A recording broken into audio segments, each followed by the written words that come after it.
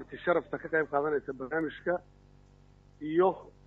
farsamo yaqaanada wariyaasha iyo dhammaan qaybaha kala duwan ee idaacadda Shabeelle ummadda Soomaaliyeed ee la dhegeysanaysa meel walba waa idin salaamaya. Assalaamu calaykum waraxmatullaahi wabarakaatuh. Salaan kadib horta waa guul iyo farxad wasiirka maaliyaddana aad iyo aad ayaan ugu hambalyeynaya isaga iyo wasaaraddiisa maaliyadda in iyaga oo waqtigaas jiray ay maanta markii ugu horreysay 2 bilood gudahood ay mushaharna dakhliga kobciyeen oo mushaharna mataqaanaa lagu bixiyey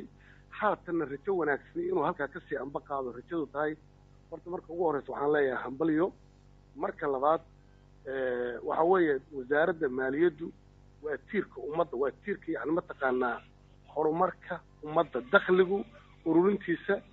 iyo kobcintiisu qof kasta markuu maqlo dakhligii dalka ayaa wax yar sare u kacay inkastoo aanay ahayn wax fara badan haddana ereyga la yidhaahdo dakhliga ayaa sare u kacay waxa weeye qof kasta moraalkiisu dejinaya qof kasta wuxuu fahmayaa in mataqaanaa iftiina u muuqanayo horu socda waa la garan karaa 2 bilood muddada ay tahay waa la garan karaa inaysan waqti badan ahayn waa la garan karaa in yani mataqaanaa inta hadda la sheegay tira ahaan aanay ahayn baahi ku filan laakiin waxaa la garan karaa inay intuba ahayd intiisa badan wax maqnaa oo soo kordhay marka oo hadda mataqaanaa ay mataqaanaa tallaabo wanaagsan oo horey loo qaaday marka waxaan leeyahay wasaaraddana aad iyo aad u yihiin wasiirka iyo dhammaan shaqaalaha arrintaas ka qayb qaadanaya ku howlan aad iyo aad ayaan ugu hambalyeynayaa. midda kale waxaan rabaa in aan talo ku siiyo maadaama hadda dakhliga la sheegay uu intiisa badan ka imaanayo dekedda iyo aeroboortka in la sameeyo wasaaraddu ay samaysato yacni dukaan walba ama albaab walba oo ganacsi oo si joogta ah u furan in shati iyo kaar la isku siiyo kaar number leh oo account wasaaradda maaliyadda looga furo oo la yidhaahdo waxaad leedahay kaarkan shatigaaga numberkaa ku qoran adigu iska bixi internetkaaga ku bixi ama accountkan ku tuur si loo kobciyo dadka kale oo suuqleyda sida kuwa khudaarta la yimaada caanaha la yimaada waxyaalaha kale oo socotada la yimaada iyo markaa shaqaalo kooban laakiin in si loo kobciyo oo loo yareeyo waxyaalaha mataqaanaa ka hortegi kara in dhaqaaluhu kobco sida in qof sidoo hadda waxaa la sheegaya maqlay information dhahaya dadka canshuuraha ururiya qaarkood waxay samaystaan buleetooyin mataqaanaa kuwa dawladda oo markaas iyagu ay suuqyada ku bixiyaan kuwa kalena oo mataqaanaa ii sheegeen oo dableeda koobi ah marka taas looga yani gudbo in shati walba la siiyo kaar bangi oo wasaaradda maaliyadda u samayso taasoo lambarkiisa leh la yidhahdo adigu iska bixi shaqaale markaas kontaroola oo degmo iyo xaafad iyo laan inta dukaan inta albaab inta maqaadi inta hotel ka furan la socda bil walbaba yani mataqaanaa xisaab celin mataqaanaa u sameeya wixii ay bixiyeen iyada oo la qoondaynayo laleeyahay matalan intaas ayaa dhaqaalahaada lagu qiyaasay intaas ayaa canshuurtaada lagu qiyaasay saas daraaddeed bil kasta waxaa laga rabaa ama maalin walba wixii habka loo bixiyo saasaa laga rabaa arrinta dhahaysa waxaan aad iyo aad uga codsanayaa dadka reer muqdisho ee caasimadda degan in ay soo hormariyaan dadka nidaamka iyo ilbaxa ah oo nidaamka dunida yaqaana oo hadal yacni ummadda hor kici kara matalan waxaa inta badan laga hadlaa dekedda boosaaso dekedda kismaayo iyo dekedda mataqaanaa berbera iwab iyo wax lamid a waxaasoo dhan waxaa ka badan dakhliga dawladnimada ku gala magaalada muqdisho oo aan dadka deganuna bixinin ganacsatada deganuna bixinin dekedii muqdishona aan dhaqaaluhu ka soo gelin oo laamiyada lagu dhisayo oo iskuulaadka lagu dhisayo oo isbitaalaadka lagu dhisayo oo dekedda lafteeda lagu horumarinayo oo aeroboortka laftiisa lagu horumarinayo oo magaca dawladnimada ah ee xildhibaanada guud oo gobollada ka yimid iyo wasiirada guud oo gobollada ka yimid ay ansixinayaan haddii marka la yidhaahdo mashruuc walba laftiisu gobollada ha la geeyo dakhli badanaa muqdisho ka baxay marka waxa weeye waxaan waa lagu tegayaa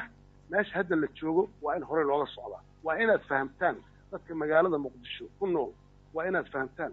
80% wax kasta oo mashaariica oo dalkan laga go'aamiyo ama golaha wasiiradu ay meel mariyaan ama baarlamaanku u ansixiyo gacantiinu ku dhaca canshuur laydinka qaada maaha hanti gidinku aad gooni u bixisaanna maaha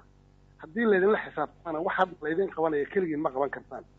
waqtigiin 20 sano dekadiina way xirneen aeroboortkuna wuu xirnaa waana dhex joogteen aqoon-yahanada dhex jooga waa idin dhex joogeen waxaad yeelaysaan ka fekera mustaqbalka ka fekera yani waqtiga fog ka fekera raaca horumarka yaan laydinku dirin waxaan macno ku fadhiyin iyo qofaan meelna shaloo dhan idin dhex joogoon albaab idinka furi karin yuusan wadda mugdi idin tilmaamin waa lagu tegayaa dekedahaas waa lagu tegayaa goromadaas waa lagu tegayaa waxaasoo dhan amnigiina ka shaqeeya mashaariicda iyo wadamada madaxweynuhu markuu baxo oo safar aado ra-iisul wasaaruhu markuu safar aado adduunyaday tagaan mashaariicay soo mataqaanaa ay soo dalbadaan halkii laga bilaabayana waa gurigeena waa inaad amni ka dhigtaan oo dhallinyarada aad shaqo u abuurtaan oo aad aqbashaan oo dhaqaalaha aad kordhisaan oo amniga aad kordhisaan waxaasoo dhan kulli waa lagu tegayaa mid kale waxaan rabaa arrin yar oo maadaama dhaqaaluhu uu ahaa mawduuca in badan jaraa'idada hadda markaan aqriyo waxaan ku arkaa dhaliilo badan oo warbaahinta qaar ay u jeedinayaan safarada madaxweynaha waxaa weeye waxaa igu soo dhacay ma aha laga yaabo wax qurxan laakiin haddana waa wax xaqiiqa haddii gabar maseereeyu tiraada ninkeeda ha bixin oo iridda kama bixi karti haddana marashiya masruufaan kaa rabaa xoogaa waa isdiidaya madaxweynuhu dal burbursan u dhex joogaa dal aan kubacsanayn u dhex joogaa ra-iisul wasaaruhu dal aan ku dhex joogaa wasiiradu sidoo kale adduunyada waa inay tagaan oy soo weydiistaan wax oy dalkii aan ka nimid ahaan oo ay gacanta u taagaan haddaad tiraa marka madaxweynaha meel ha aadin ra-iisul wasaaraha meel ha aadin dadkii dunidana dalka in lagu soo xiraan rabaa seed isu waafajinaysaa iswaafajiya marka waxaan idin leeyahay walaalayaal waan idinkaga baxaya ha aqbalinina dadka muqdishow kuwa meesha mugdigaa farta idinkugu taagaya waad helaysaan xuquuqda aad doonaysaan oo dalka aad ku leedihiin idinkama maqna laakiin waxaa idinka maqan habkaad u maamulan lahaydeen oo intaad ula degtaan aad u qaybsan lahayd oon u maamulan lahaydeen iyadoo u jilbaxayta iyadoo u tafaxayta xildhibaanadiinna iyo kuwiina waxgaradka ah oo aqoonta leh oo mufakiriinta ah kuwaa dhegaysta kuwa meel alla meelay u socdaan aan la arag iska daaya wasaaradda maaliyadda wasiirka maaliyadda dhammaan idaacadda shabeelle mataqaanaa ummadda soomaaliyada ka qayb qaadatay aad iyo aadaan idiin salaamaya waa mahadsan